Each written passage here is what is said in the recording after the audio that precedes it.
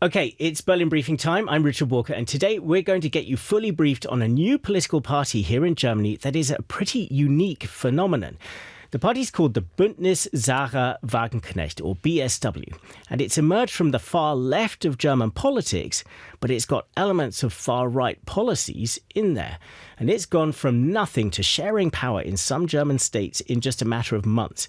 And if you're wondering what that tongue twister of a name means, well, that's part of the story. This party is so dominated by its charismatic leader that it's been named after the Sahra Wagenknecht Alliance. So today we're going to try to get our heads around the BSW and what impact it's going to have. With DW's Matthew Moore here in the studio, and joining us from London is the German historian and writer Katja Hoyer. And first of all, we're going to be talking about Sahra Wagenknecht herself and why she's founded this party. Then we're going to have a discussion about what this party stands for, whether you can define it as left or right or socialist or nationalist or populist, or what is an appropriate label for this party. And then finally, we'll have some predictions. How strong might this party get and what it means for the future? So let's get started. Let's start with you, Katja. Sahra Wagenknecht, who is she? What kind of a person is she? Well, she's been around in German politics for a while now, not necessarily right at the top, but as part of Die Linke, of the left party, which in some parts is a successor party to the socialist ruling party of the GDR, of East Germany.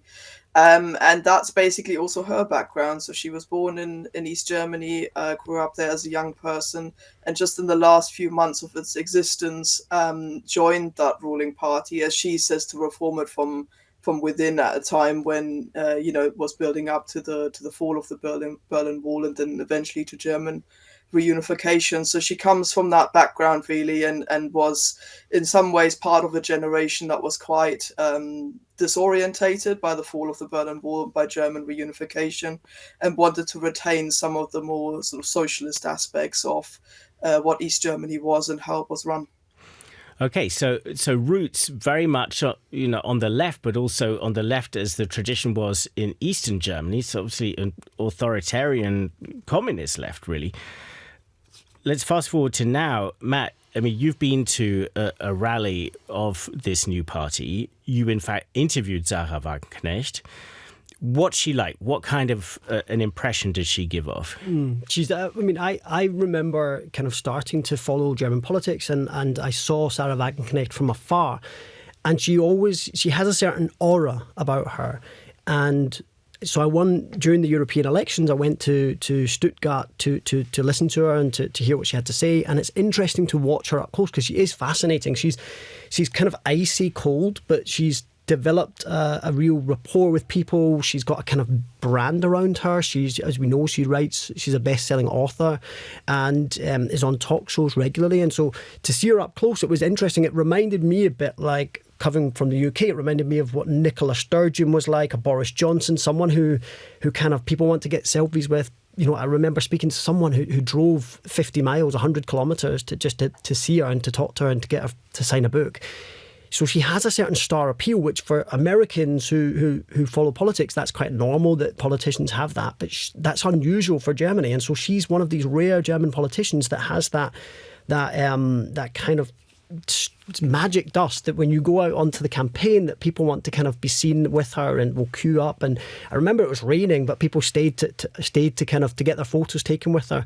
And so she's an interesting kind of enigmatic character, very much of the left, but as we know, she started her own party, and that has kind of right-wing kind of policies in there as well. And she's starting something quite unusual, to go from zero, as we said, zero at the start of the year now, to polling at 7% is remarkable, actually, in the German context. Yeah, and if you think of German politics in the last, the era of Angela Merkel, where part of Angela Merkel's kind of brand was not to have a big, loud personality. And I think that also goes for Olaf Scholz, the current chancellor. Then Sahra Wagenknecht is a big change from that. So Katja, back to you. You've got very much the historical perspective. You mentioned about where Sahra Wagenknecht comes from originally. like, what's the journey she's been on from then to what Matthew now describes as this, charismatic force disrupting German politics? Yeah, I mean, she's always been very much on the left, even the far left of the political spectrum. There was a time when within her own party she was on the very far left wing of it, known as the Communist Platform, which is now often being used by journalists to basically say, has she really changed her views, or is she still that far on the political left? So very much an attempt to retain these aspects of the East German system. And then the left-wing party has gone through various stages from what was called the PDS in the 1990s. It merged them with the sort of far left party of West Germany to form Die Linke in the end. And then basically within that party there were political differences. So Die Linke moved very far into a sort of identity politics, woke kind of direction, as Sahra Wagenknecht would phrase it herself.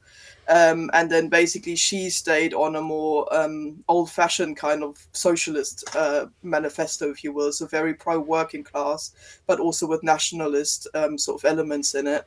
And eventually she decided that those differences weren't bridgeable anymore, and effectively left the party with some of her closer associates and formed her own party, the Bündnis Sahra Wagenknecht, at the beginning of 2024. And that meant that some of the people within Die Linke followed her, others stayed, so there was a split there, and it wasn't immediately obvious what was going to happen. But, as we've just heard from Matt, she has got that charisma and her own following. So she now, with that new party, has actually become more successful than the party that she left, Die Linke, which will struggle to get back into the German parliament at the upcoming elections. Yeah, so we'll go a bit more into their platform in just a minute to try to see how we can place the parties from left to right. But yeah, so what we're seeing here is partly a sort of a reconfiguration of the left, but it's also part of this longer term story of fragmentation in German politics, isn't it? So this party, Matt, has had some early successes. Can you just quickly run through those, and then we'll go into what it really stands for? Yeah, so the first one was the European elections in June, where they got, I think, I can't remember exact number, but I think it was 7%. I don't know if that's right. About right, but they were obviously from 0 to 7% in a matter of months, was considered a huge success.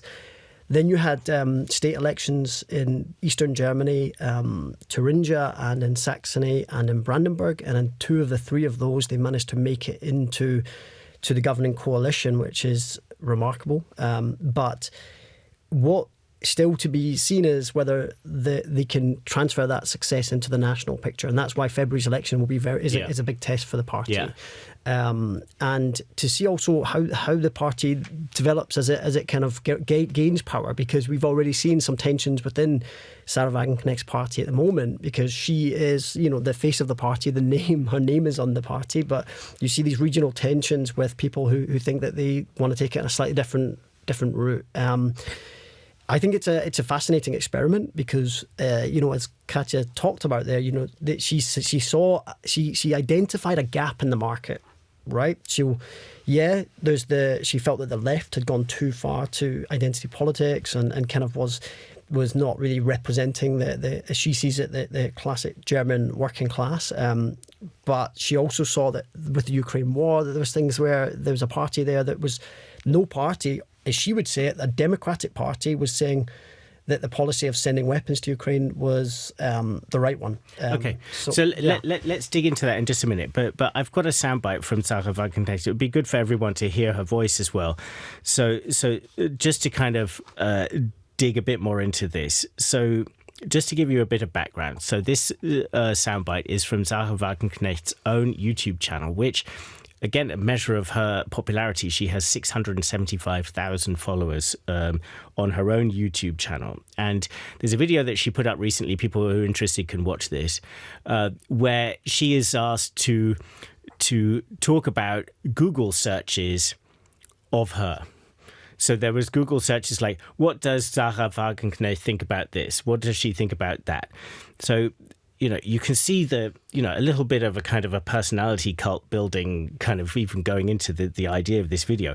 And one of the questions one of the Google searches was, is Sahra Wagenknecht left or right? And I thought that was an interesting one to hear her answer to. So let's just hear the first part of that. The producer will play the first part of that soundbite just in German, and then I will translate it afterwards. Ich habe mich auch eigentlich als links verstanden, aber in dem Sinne, dass ich für soziale Gerechtigkeit bin. Okay, so you hear that's a sort of, little soft music sort of setting of her YouTube channel. And that is Sahra Wagenknecht saying to, I always thought of myself as on the left, but in the sense that I'm for social justice. Yeah. So let's hear the next part where she talks about what she thinks has happened to the left of German politics, the second soundbite now. Heutzutage ist links irgendwas anderes in dem Verständnis von vielen Leuten. Abgehobene Debatten über Gendern, über Sprachregeln oder auch eine Klimapolitik, die einfach nicht durchdacht ist, alles teurer machen. So that's Sahra Wagenknecht saying, the left of today, well, that's something different in many people's minds. It's become kind of highfalutin debates about gender, about rules of language, about climate policy that just isn't thought through and just makes everything more expensive. So Katja, I think that fits in very much with what you were just saying earlier. I mean, her argument is the left of German politics has just gone too woke. It's got its head in the clouds. Yes, and I mean that was actually part of the problem. If you look at the way that they've lost voters over the years and who they've lost, this goes in some way also for the centre left party, for the SPD. They have lost the working class vote in Germany, which has mostly gone to the far right, actually, to the Alternative für Deutschland, to the AfD. And Sahra Wagenknecht thinks that if you offer kind of left-wing politics that is, again, more working class orientated rather than identity politics orientated, you can win some of these voters back. So this is kind of left-wing politics on economics, mainly on things like wages, on pensions, on things like that. Effectively, that she says is really what interests, kind of traditional left-wing voters, and by which she means the working classes. Yeah. All right. So... And of course, for people listening or watching internationally, I mean, there are quite strong comparisons to the debate after the US election, right? Where Kamala Harris lost. Bernie Sanders quite quickly after that was out there saying that, we've got lost in identity politics. We're not taking enough care of the concerns of ordinary working class voters. So let's try to pin this new party of Sahra Wagenknecht down then. So where it fits in this kind of reorientation of the left. And we thought, let's do a little bit of a quick fire round where we talk about what is the party for and what is the party against. And we can kind of ping pong between you and just get a sense of their positions. So Matt, I wanted to start with you in the realm of foreign policy, because that's a major issue for this party and something that the party is against. So the party, and Sahra Wagenknecht, we'll take Sahra Wagenknecht as the party because the two are inseparable. So she is very critical of NATO, the NATO alliance. She's very critical of the European Union. She thinks that the European Union has become too much an opportunity for the Black Rocks of the world, as she would see it, to make money, and it's become big finance, and become too disconnected from the concerns of people, normal people. So they're against EU enlargement, and she's against NATO. In the party's programme itself, no mention of NATO, because they kind of, it's so brief. I mean, you've got the programme there, the kind of Vorschlag, the draft there, it's 8 pages. But she herself is very critical of NATO and against EU enlargement. Yeah. And this kind of plays also into an anti-Americanism that's very much the kind of the core of her worldview, isn't it? And here we have another soundbite. So this is Sahra Wagenknecht in a different mode from that kind of soft music YouTube channel that we just heard. This is her speaking in Parliament. We're also just going to play this in German so you can hear the way she speaks, and then I'll translate it afterwards. But this was in a parliamentary debate that took place soon after Donald Trump won the US election. And she's talking about how Europe, in her eyes, should respond to these developments in the US. Let's roll that third soundbite. Europa muss sich entscheiden, ob wir in dieser neuen multipolaren Welt einen eigenständigen Platz einnehmen wollen oder ob wir als Vasall der Vereinigten Staaten untergehen. So there we go. She says Europe has to decide if we're going to take our own independent place in this new multipolar world, or if we are going to go down as the vassal of the United States. So, Katja, this kind of points to this language about Germany as a vassal of the United States, connecting with its membership of NATO. This is very much the kind of language that you will hear in Russia, for instance, in describing Western European countries as vassals of the US. Yeah, it kind of plays into that worldview. Yeah, it really does, and that also showed in the build-up to the war in Ukraine. So even when all the evidence was on the table just before the invasion in February 2022, and the world was kind of watching on as Putin was invading Ukraine, even just before then, she was still saying on German national television that this isn't going to happen. This is all kind of American propaganda to try and get sort of, Germany on side of America.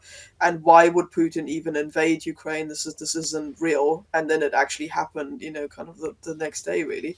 So, it just goes to show how invested she is in this worldview. And that's also the lens through which she sees the war in Ukraine now. She's describing it even in the manifesto as a sort of means of boosting the US economy rather than kind of helping Europe to defend itself. And that's why she's so staunchly against further weapons deliveries as well, which I would say is the core issue, really, even though it doesn't feature first in the manifesto. But we've seen in those regional elections or state level elections that Matt talked about earlier that the BSW made that a condition, as a coalition partner, to be involved in any government that basically the other coalition parties were taking a stance against weapons deliveries to Ukraine. Yeah. So that's very clearly against, and absolutely the heart of their platform. So against helping Ukraine any further with weapons. And Matt, let's keep going through the for and against. Well, you got something for. So the party is very much for a bigger welfare state. Yeah. Talking about a tax on the wealth in Germany, a reintroduction of a wealth tax. Talking about spending much more money on old age care. Talking about raising the state pension levels, and all of that costs money. It's about a bigger welfare state. Yeah. So very much classic left position there. Katja, something else that the party's for.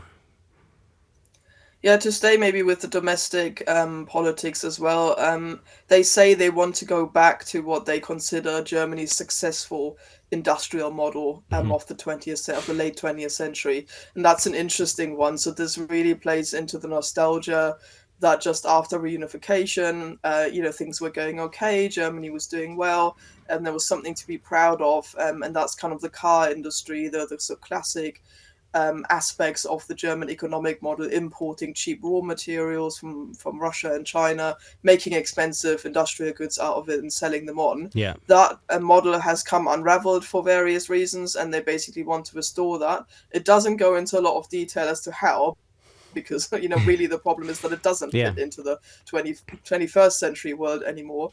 But it plays into the sense that many Germans have that really, things have gone wrong over the last few years, and she can restore the good old days. Yeah. And I suppose, there's a left element to that because it's about, labour jobs, but there's also, the AfD says pretty similar things. It can be a kind of a right position. You almost get the feeling that a lot of German politics would love to return to a German industrial heyday. So, okay, let's carry on. Matt, something else that the BSW is for.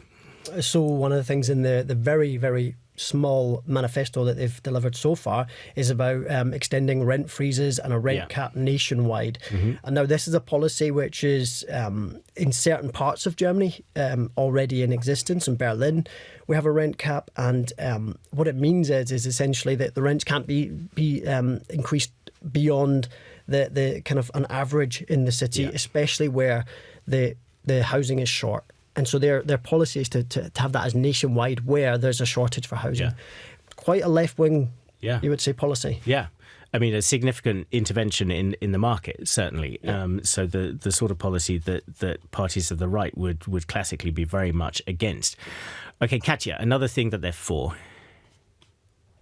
They want to have a COVID inquiry, as they call it. So there was really quite staunch opposition from her and other people in her vicinity against lockdown policies, against the rollout of vaccination, and particularly against policies that made vaccination mandatory for certain professions or to enter certain venues during the COVID pandemic.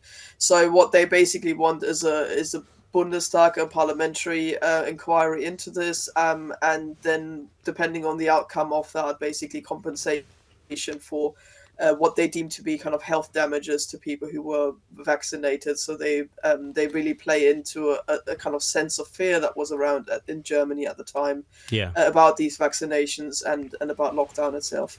Yeah, and here again, they have more in common with the AfD perhaps than the more centrist parties. Yeah, that pushing for an inquiry. This sort of sense of skepticism about the whole exercise of all the vaccination and stuff like that. All right, Matt, something else that they're against. So I think that one of the interesting things that they're against are these climate transformation policies. So the kind of thing that we heard her talk about when she talked about policies which the poor can't really afford. And these are things like the party wants to scrap out the phasing out of the combustion engine car, autos, so carbon tax and a heating law in Germany, which was designed to that the Greens basically brought in, which was designed to encourage consumers to buy warm pumps for their homes. And it's been highly controversial because people felt that it was being forced upon them and it was expensive. And so she's taken basically calls this kind of radical climate policies, and she's against it because she's taken the view that working class Germans, they can't afford it, and they don't really they're not in favour of these policies if they start to hit them in the pocket. And I think it's kind of interesting because on the one hand, that would be seen as potentially a kind of right-wing policy to scrap climate change policies or climate transformation policies. Yeah.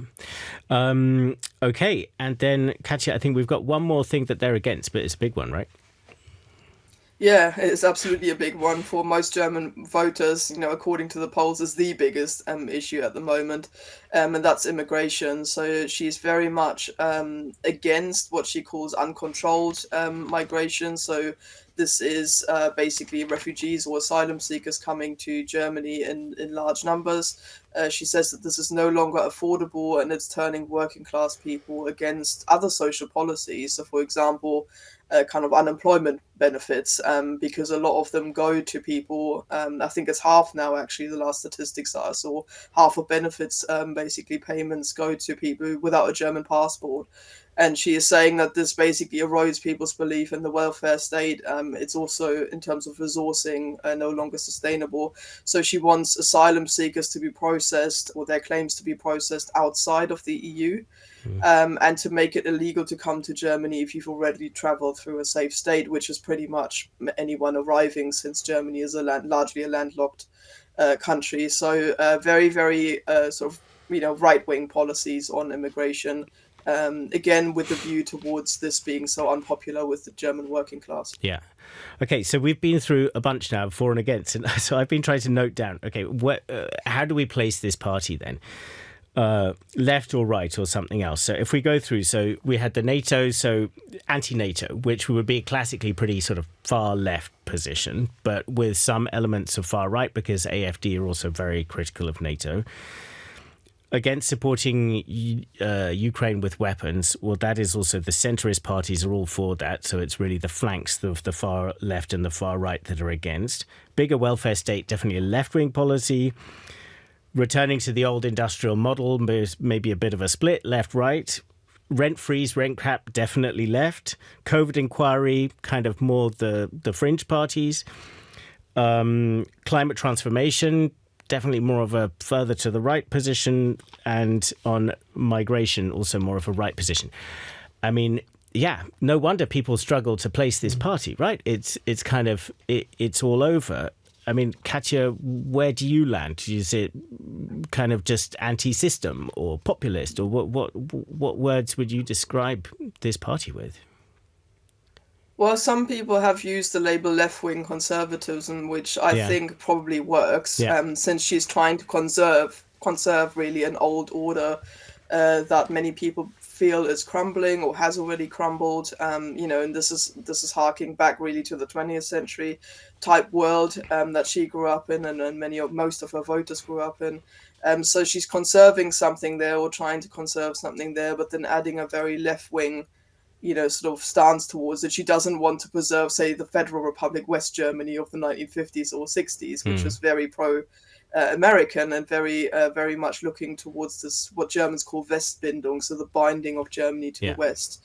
So it's a very specific type of conservatism, but I think it is a largely conservative manifesto that addresses people's fears that everything is going downhill by adding a sense of nostalgia basically to the program.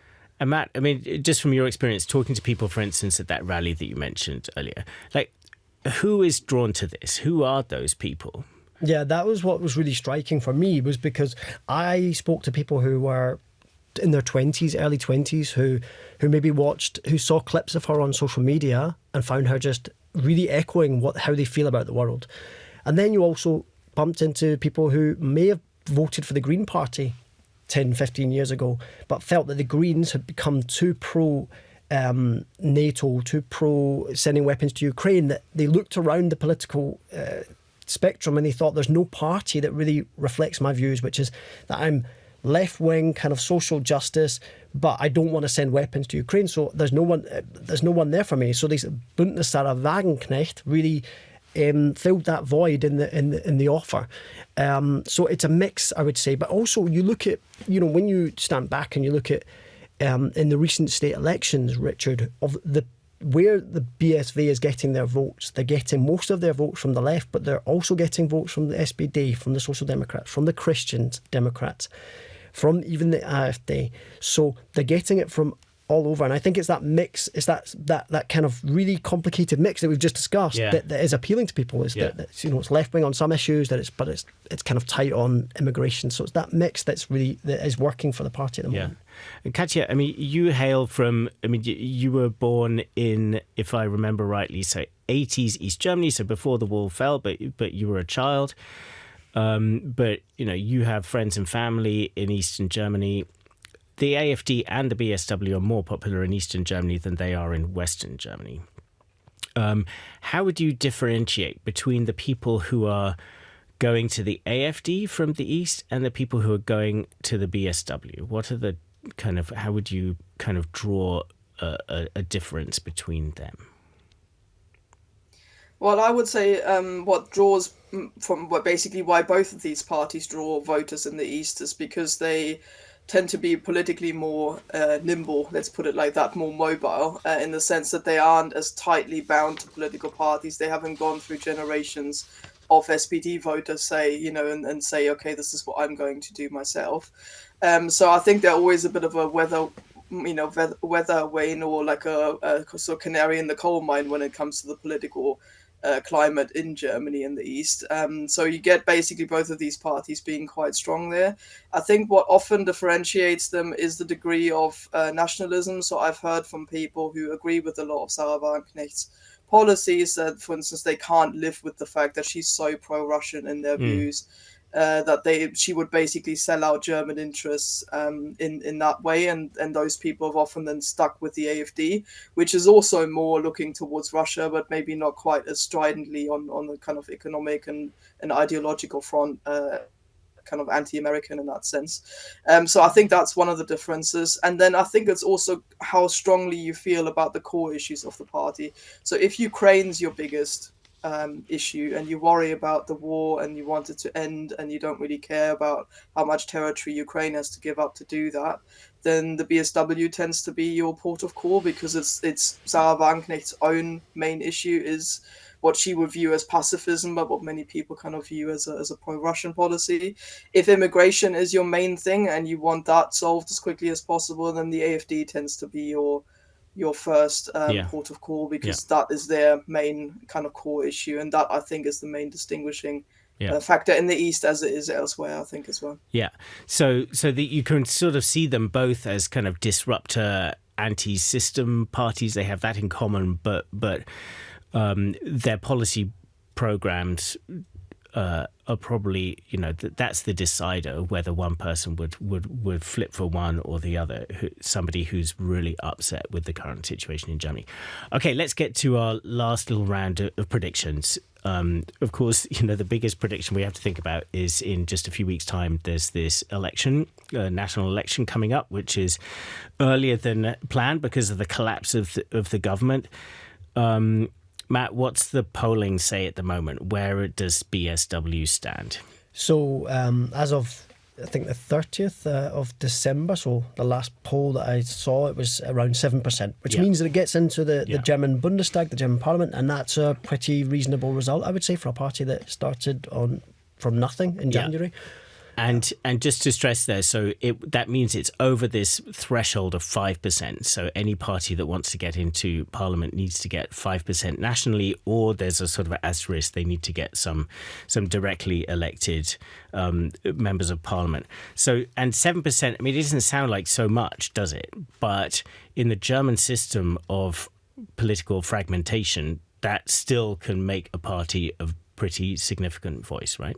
Yeah, I mean, I wouldn't say now that this party will be in coalition in the next German government, but 7% or 8% in theory could put you in a position where you could be at the table. Now, we know that the centre parties, the Social Democrats and the Christian Democrats, have basically said, can't really imagine. They basically consider that the Bündnis Sahra Wagenknecht anti-democratic. They're too far to the left. They're too extreme. Anti-NATO. Yeah. For them. So I don't see a situation where they are sitting down at the coalition table, but never say never, because you just don't know where the numbers are going to fall, and it might be that it's the only option that they have. And that speaks to this political system in flux at the moment, that all of the mainstream parties have said they've ruled out a coalition with the AfD, but as the AfD gets stronger, then that's more likely to make them dependent on other potential small players if they need to cobble together a coalition as this fragmentation continues. Katja, let's just get back to you on this kind of East-West question, because obviously we were talking about the East there. The AfD is stronger in the East than in the West, but it's certainly been making strides in the West. What about the BSW? Do you see that because of Sahra Wagenknecht's own roots in the former East German communists, do you see that this party is much more likely to remain, an Eastern force, or does it also have potential in Western Germany? I think it does have potential, but really because of its unique combination of things, it will always appeal more to people. It will always appeal more to people in the East, and that's because of this very kind of pro-Russian, anti-American sort of outlook that the party has, and also to the unique combination of kind of conservatism and left-wing issues. But I think there is also an element there in the West that they can tap into, but not in the same way that the AfD can as a kind of far-right party. Yeah. And I mean, if we're looking at the what's likely to emerge from this election coming up, so the current predictions are what's most likely to come out is a kind of centrist coalition of the centre-right and the centre-left, the Christian Democrats and the Social Democrats. And then that would mean that the BSW would be one of the opposition parties. So that will give them a voice on a national level. They also potentially have a voice nationally through the Bundesrat, which is the second house of parliament, which is based on the federal states, Matt. So what kind of an influence do you see this party having going forward on, debates within the, political system in Germany, given the challenges, economic, foreign policy coming up for Germany? I think on foreign policy, it's the obvious one, is that there's this kind of pro-Russia opponent of sending money and aid to Ukraine, which is going to be a big debate this year, right? And at the moment, it looks like with the BSW and the AfD, you have two parties which together could get around 1/3 of the vote sitting in the German parliament. And that would be a really good result for them if that was to happen. But sitting in the German parliament, combined, sitting there with pro-Russian kind of anti-support for Ukraine, just really kind of feeding into the debate the whole time. And I think that you cannot underestimate how that changes the debate in society as a whole, because there, as we know, it's not just the kind of the mainstream media that's covering these debates. These parties and people like Sahra Wagenknecht have their own following, 670,000 YouTube followers, as you say. But not just that, you've got TikTok. And so it really does, it affects the whole debate in the country. And if you go out there, you speak to people, they're saying things to you that are very different to the things that you're hearing from the mainstream politicians and the mainstream media. And that's because they're consuming this directly, this message that why are we sending weapons and money to Ukraine when we have schools and bridges that are falling down here. And that's really, and you just, I think what you can't underestimate is that you have a few more years of that, the stronger this party is. Yeah. And Katja, let's just wrap this up now and just return to the personality of Sahra Wagenknecht, because, you know, she's there, she is the face of the party, she is even the name of the party. She's not going to live forever. She's even talked about changing the name of the party, not wanting it to be quite as personalized as it is now. I mean, it does bear thinking about, you know, Donald Trump, you know, didn't even name his, you know, he has not named the Republican Party yet, although it's almost MAGA now, I suppose. You know, Emmanuel Macron famously set up his own political party, but he didn't name it after himself. I mean, the fact of naming a party after yourself is quite something, isn't it? But she's been talking about we need to even move beyond that. Yeah, I mean, as you say, she isn't going to live forever, and I think she said herself that she's not going to be in politics forever. Sort of certainly not, you know, I think she said sort of, you know, no longer than maybe 30 years or so, which would be a long time. And she wants her own party, her own movement to survive her and her political career. So they do need to think about rebranding it quickly. I don't know. I mean, Matt was talking about her charisma earlier, and that really is a core part of why this party is as successful as it's been so far. And I don't see at the moment, you know, how they're going to take this forward without her. I mean, ultimately, Die Linke, the party that she was in before, the left, basically collapsed once she left because they were missing that charisma and that gravity. So to rebrand that, we have seen an attempt already at kind of pushing some other people into the limelight and allowing some other members of the party effectively to come and do media interviews and to talk to people, but they don't have the same effect. You know, they don't have this, what Matt was describing earlier, this idea that people want to come up to them and take selfies with them or kind of, you know, watch their YouTube channel. So without her, the party will struggle to build the same momentum and to certainly to build on it and to grow in the future. Yeah.